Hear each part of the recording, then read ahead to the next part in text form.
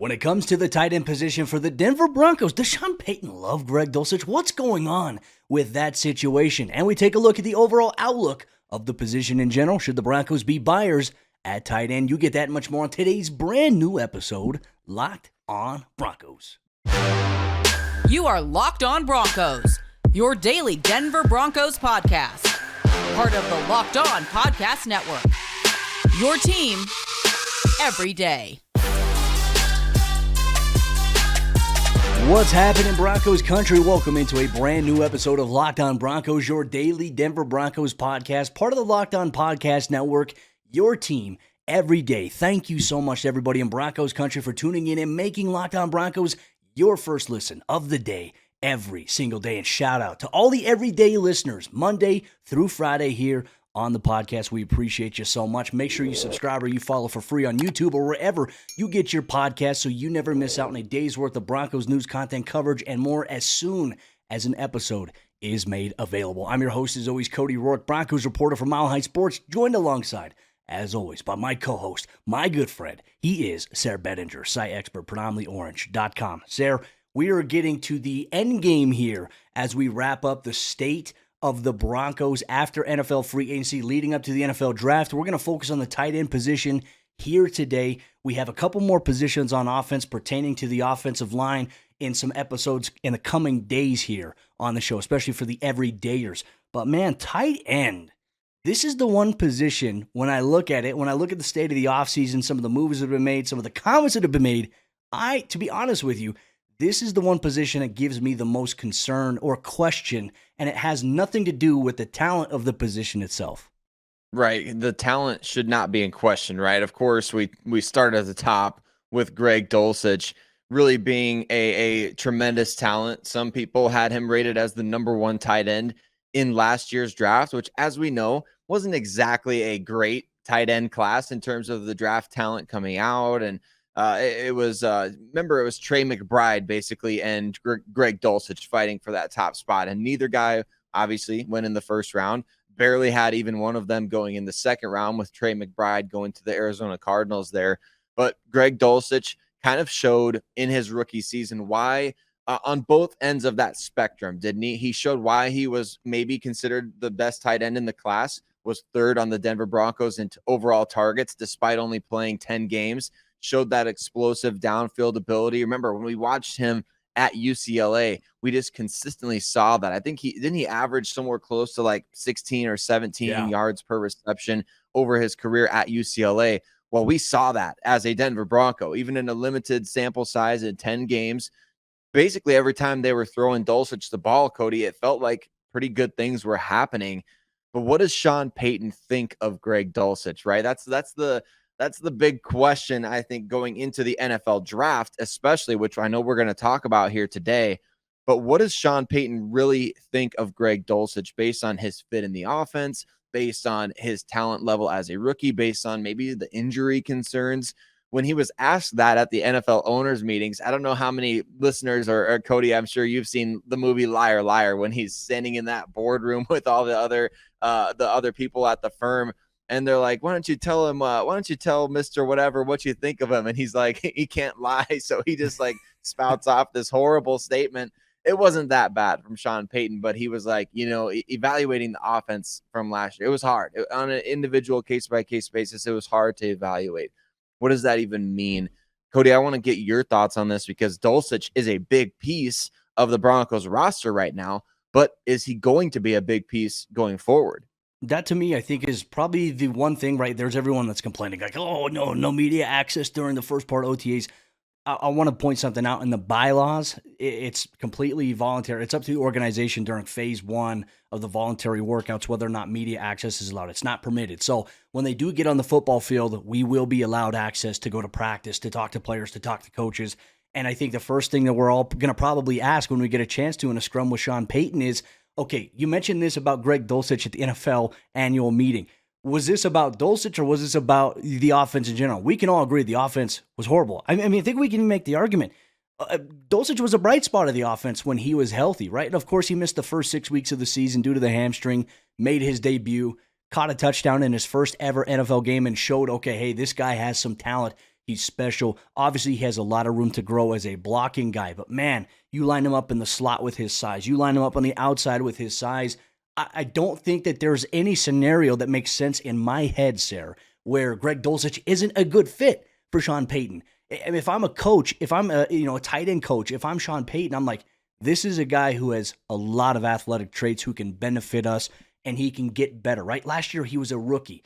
And yes, I do think there is valid concern about the 2 hamstring injuries. He's had 2 soft tissue injuries that have really hampered him in his first season. Will that change now with Bo Lowry coming in as the VP of Player Health and Performance? I think that's going to be a big question mark. What does Denver do to change up some of the regimen from some of the things that have happened so far that have led to a lot of injuries? Dulcich is too talented, in my opinion, to not be the top option in this offense, Sarah. And that's going to lead us to Albert Okwuegbunam, who we all know has potential, especially as a pass catcher, as a guy who's effective, in my opinion, run after the catch. They bring in Chris Manhertz, who we all know is a solidified, legitimate blocking tight end who has 24 career catches in 7 years. So for me, I think his role is kind of defined.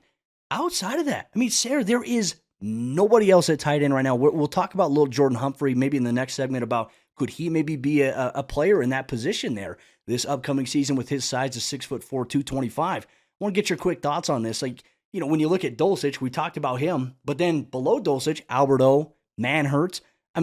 What are your thoughts on the room right now behind him? Well, it's really shallow at this position, isn't it? And I think the Broncos are going to have to add at least a couple guys. Certainly, they're looking at them. They're bringing them in for top 30 visits, and we'll get to some of those specifics here coming up. But Cody, you got to think Alberto going into year 4. Is there much confidence that he's going to be able to kind of figure this thing out? Right? It's been 3 seasons of virtual inconsistency from him. Chris Manhertz, he gets the free agent deal. He's going to come in and basically be an extension of your offensive line. So I think you do need some depth. What happens if Greg Dulcich does get injured, right? That's the scenario that you're considering at this point. And that's maybe what makes it a hard evaluation for Sean Payton, is figuring out, hey, do we really want to bank on this guy being the unquestioned, undisputed tight end 1? So I think that's the Broncos' depth, obviously very shallow right now. There's not even any depth. You need at least 3 tight ends to go into a regular season with. The Broncos only have 3 right now. They don't even have anybody to really pick from. They just have 3 guys. So, Cody, it's a shallow group, and I think that that's going to be something, an area of emphasis going forward. Now I have that Bradley Cooper song stuck in my head, In the Shallow, right? That's where the Broncos tight end position is. It's in the shallow now, folks. We want to get your thoughts, though, on the Broncos tight end position. If you're watching along on YouTube, make sure you drop your thoughts in the comments down below. If you're listening on your favorite audio podcasting platform, you can always tweet us at Cody Rourke NFL, at Sarah Bettinger, at Locked On Broncos. But we posed the question, should the Denver Broncos be buyers at the tight end position? Whether that be the NFL draft, whether that be post-draft NFL free agency, you get that on today's episode of the show. This episode is brought to you by our friends over there at FanDuel. Grand slams, no-hitters, and double plays are back, and there's no better place to get in on the MLB action than FanDuel, America's #1 sportsbook. That's because right now new customers can step up to the plate with a no-sweat first bet up to $1,000. Just go to FanDuel.com/lockedon to sign up, place your first bet, and get up to $1,000 back in bonus bets if you don't win. So don't miss your chance to get a no-sweat first bet up to $1,000 when you join FanDuel today. Just go to FanDuel.com/lockedon to sign up. FanDuel, official partner of Major League Baseball. Should the Denver Broncos add to the tight end room through the NFL draft, through remaining free agents? As we approach the 2023 draft, the Broncos obviously holding picks number 67 and 68 overall. I think it's been a pretty popular option as of late to include a tight end among those options, hasn't it, Cody? I know we've been talking about it. We talked about Tucker Kraft, tight end out of South Dakota State. We talked about Sam Laporta, the tight end out of Iowa. And we've talked about a number of other guys. But I think this is a position group where, like we just talked about in the first segment, the Broncos, it's shallow out there at tight end. They're going to need to figure out some depth, and not just depth, maybe top end guys. Where do you come in terms of adding at this position? Do you think that it should be a high priority in the draft, or kind of just like if the right guy's there, or free agency? Where do you come in on this? I think that they should add to the tight end room because, let's be honest with you, 3 is not enough. And as you mentioned, if there are legitimate concerns about Dulcich re-aggravating a hamstring down the line, right? There's that. Albert O's in the final year of his deal was horribly utilized last year in the Broncos offense. I mean, it was almost like they wasted an entire year of potential development of Albert O. He's got the potential. And obviously when he got thrown in, like he started making plays. He had a touchdown catch toward the end of the season. He had yards after the catch. He's an effective player when utilized in space. Of course, he's not a traditional inline guy where you want to put him with his hand in the dirt to block Joey Bosa or Khalil Mack. You don't want to do that. You can chip him, but you don't want him to have to block. That's not what Albert O was brought into Denver anyways to do. He was brought in to be a weapon for whoever was at quarterback, initially Drew Lock. And obviously for Albert, I mean, there's not even a guarantee he's going to make the active roster, right? With Sean Payton and Declan Doyle coming in, it's a new coaching staff. Nobody is safe from the previous regime outside of, the top guys. And Albert O's going to have a chip on his shoulder. He's going to have a lot to prove in camp. Chris Manhertz, in my opinion, Sarah, I feel like he is a roster lock because of his familiarity with Sean Payton, because he is a truly, extension of the offensive line, as you mentioned in the last segment. And maybe he might be the underrated guy like Eric Tomlinson last year who, hadn't caught many passes, but then maybe opens it up and maybe the passes that he does catch are for touchdowns or, big plays for Denver because nobody expects him to be that receiving threat. Aside from that, you have nobody else. But I do want to throw out a name too, and I want to get your thoughts on whether, Denver should add a tight end. Do you think that maybe we talked about it in the state of the wide receiver position, considering they had 10 guys there? Little Jordan Humphrey has had some experience playing at that position, maybe as an offset wing hybrid type guy, 6'4", 225 pounds. We call him Big Jordan Humphrey there. Do you think maybe he makes a case to maybe play some tight end for the Broncos this upcoming season? So with that, I ask you, should they add to the position or should they maybe stand pat? Well, to the little Jordan Humphrey question, I think absolutely give it a shot. Just play with those personnel groupings and try to figure out ways that you can really get creative out there with your current personnel. But I do think they should add to the position, Cody. We've talked in the past about how this is a deep class of tight ends. This is a deep group coming in the 2023 NFL draft. And I just want to back that up with something that Daniel Jeremiah of the NFL Network said. He said on a conference call back in February that this is the deepest class he's evaluated in the last 10 years. And he's got 11 players in the first 3 rounds at this position group, a tight end in the first 3 rounds. He's got 11 guys in one of his latest mock drafts there. So really you're looking at a position group that is top end. There's good top end talent with guys like, Michael Mayer, Dalton Kincaid, Darnell Washington, guys that the Broncos may not get. And then right on the fringe of that, there's like Luke Musgrave, who, is related to former Broncos offensive coordinator Bill Musgrave.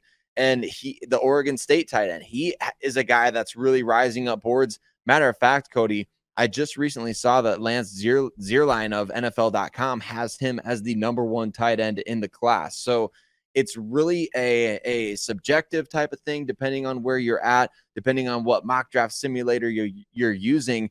It might change who you get for the Broncos, but we know they've brought in, obviously, a Musgrave came in for a visit. They had Luke Schoonmaker, the tight end from Michigan, come in for a visit. They've talked to multiple other guys at that position. So it's clear they are interested in this position. The question is, with these top 30 visits, are they trying to get medical information about guys? Are they trying to kind of evaluate personalities and get these guys on the whiteboard to say, who's going to be the best fit for our offense? Let's put them through the gauntlet and figure out if we want to maybe trade up for somebody. Because remember, Sean Payton and the Saints, they traded up 16 times from 2011 to 2022. Obviously, he wasn't there last offseason, but you get the picture. Yeah. In that same time frame, traded down 0 times. They have not traded down a single time. So Sean Payton's MO is to trade up, target guys. George Payton likes to collect picks. We'll see at the tight end position if there's somebody worth trading up and targeting. But I think that could be a direction the Broncos are kind of trending towards. And maybe they're comfortable with, offsetting one of their third-round picks and maybe one of the back-end picks to move up to get a guy who they believe is very high quality that'll play for them right away. I would be so curious to just be a fly on the wall in the meetings that they're having. Obviously, this whole time between, offseason workouts, voluntary with players, George Payton, Sean Payton, the scouting department, personnel department, they're all sitting in rooms and they're going over prospects and they're talking about this and like, hey, if this guy's available here, what would you do? Like, I don't think we're going to get a Behind the Broncos documentary this year, especially with everything going on and just the change of the game, with Sean Payton, which I get it. I respect it.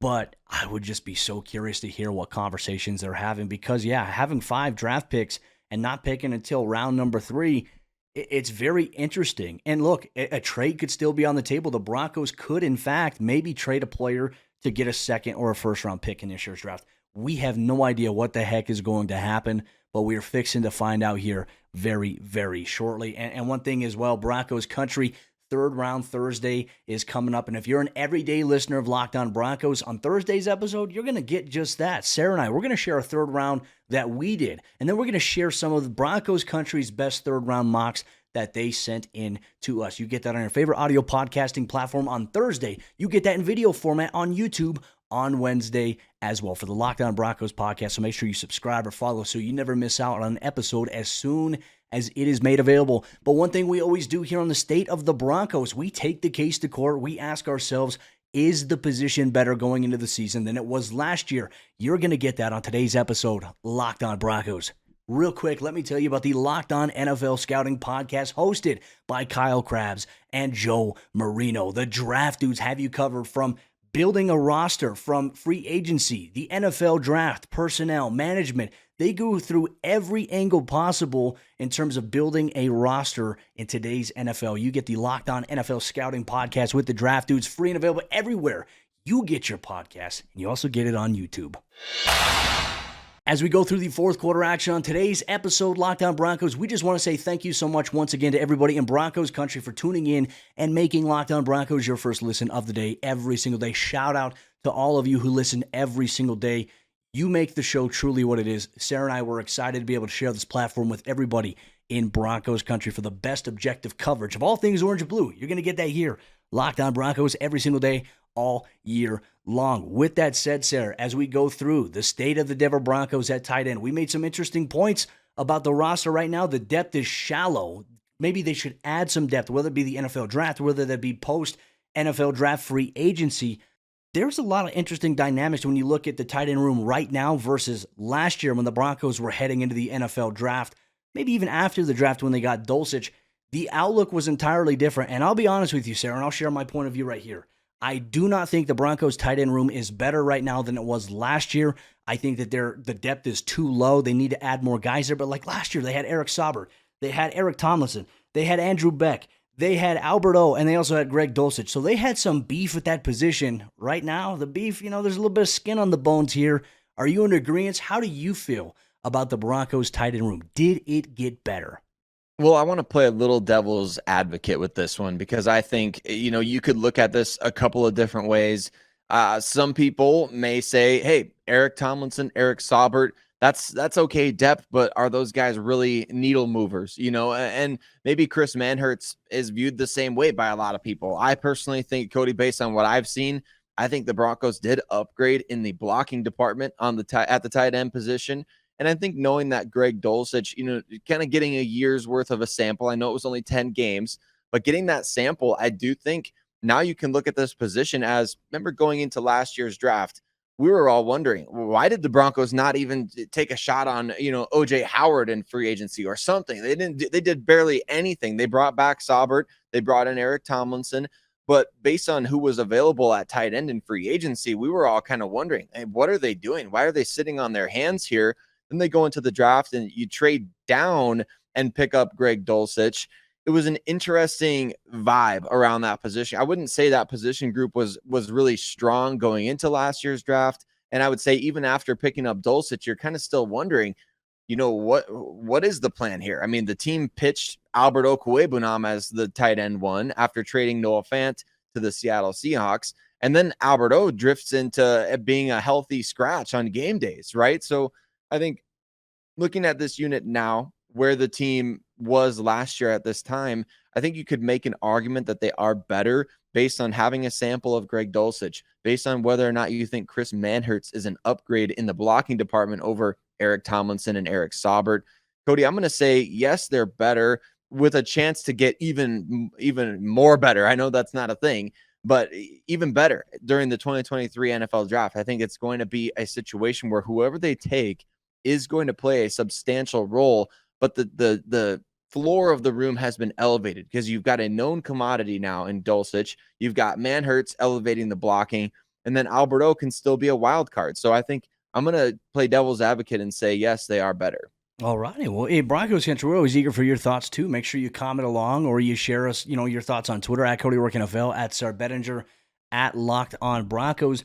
I do think the concern here is mainly the injury side of Dulcich and Peyton's comments. I think just the uncertainty of not knowing what Peyton meant by those comments, if it was directed directly at a guy like Dulcich or if it was just about the offense in general. Because I think we can all agree the offense was hard to watch. We all saw the same thing every single week. Sean Payton probably was watching the games and he's probably throwing his remote like, what is this crap? Like, I imagine there was some frustration while watching it. I mean, obviously, he watched a lot of film in his analyst role with Fox, but now being up close and personal and in the building and seeing everything and maybe hearing from George Payton, hearing from other people as to what exactly went on last year, I'm sure he was just, he didn't have any kind words to say. And one thing that stood out to me, and he said something at the NFL annual meeting, and I wish I had the audio soundbite of it. I'm going to have to try to find it there. But he said something like, if it sounds like I'm being harsh about the offense and the special teams, I am. And so I was like, I love the brutal honesty there. To me, though, Sarah, when we look at tight end in general, I think we maybe have to go back and factor in, okay, how much 12 personnel, 13 personnel has Sean Payton run in his career as a head coach, right? I think who you have matters. Remember former Bronco Nick Vannett went over to New Orleans and spent some time with Payton. I'm not sure what his contract status is or if he's still playing. I'll have to check on that. But maybe he's if he's a free agent, maybe he's a post-NFL free agent designation, maybe someone that they look at if they don't add a tight end in the NFL draft. I think it is very clear here, though. You and I are both in agreement. They should add to the position regardless of the three guys that they do have. They definitely should, Cody. And it kind of makes you wonder, maybe, again, just like last offseason, why not get involved on certain guys? I mean, not that every free agent has to come to Denver. I'm not saying that, but I am saying, you see a guy like Dalton Schultz who, I'm not trying to say, oh, the Broncos should have signed Dalton Schultz. I'm just using him as an example here, but he signed for like just over $8 million with the Houston Texans on a 1-year deal. Why not try to make that something like that work with a guy in this class? Mike Gesicki signing with the New England Patriots, things like that. You see all these guys coming off the board, and you see throughout the course of history how important this position is to Sean Payton, dating back to his time with the New York Giants and Dallas Cowboys as an offensive coordinator, where he's drafting Jeremy Shockey in the first round, drafting Dan Campbell in the third round, drafting Jason Witten in the third round. And then throughout his time with New Orleans, you got Jimmy Grahams of the world, you got Jared Cook, he brought in Jeremy Shockey to the New Orleans Saints as well. All these different things that indicate this is a position of huge importance to him. And there were guys available in free agency, guys that maybe he knew quite a bit about. So I'm fascinated by this position group because I do think there's something big looming here. We're all fixing to find out, as you said, we're fixing to find out what exactly that's going to be.